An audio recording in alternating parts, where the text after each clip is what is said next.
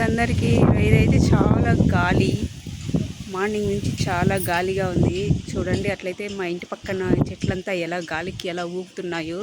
అసలు ఎంత గాలిగా ఉంది. అయితే అసలు మనిషి సన్నగా ఉండేవాళ్ళు రోడ్డుకి వెళ్తే లేదా మిద్దె మీదలకి ఎక్కి తెచ్చుకుంటామనుకో గాలి తుక్కొని పూస్తుంది అనమాట. చూడండి, ఈ చెట్టు ఇది ఎంతలా ఊపుతుందో, ఈ చెట్టు ఎంతలా అవుతుందో.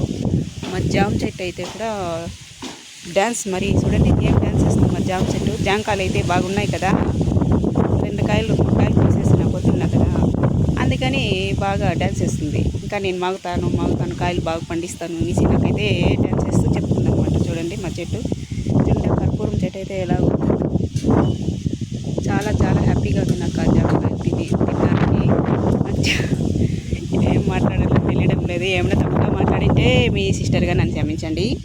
ఇంకా జామకాయలు చూడండి ఎలా ఉన్నాయో. చూడండి, మా చెట్లు అయితే ఈ మధ్య అంతగా ఇవి కాలేదన్నమాట, అంతా పోయినాయి. అంతా కొత్తగా మట్టి అంతా వేసి మొదటి నుంచి పీకి నట్టాలన్నమాట, అంతా పోయినాయి.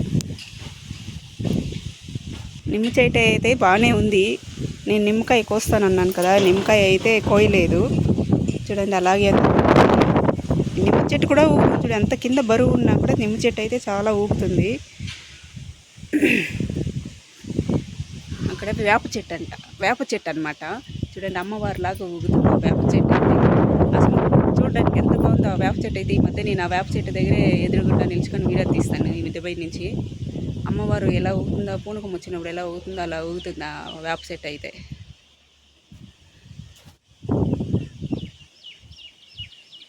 సో ఇదైతే నా వీడియోస్ ఈరోజు. సబ్స్క్రైబర్ చేసుకోండి, లైక్ చేయండి, షేర్ చేయండి ప్లీజ్.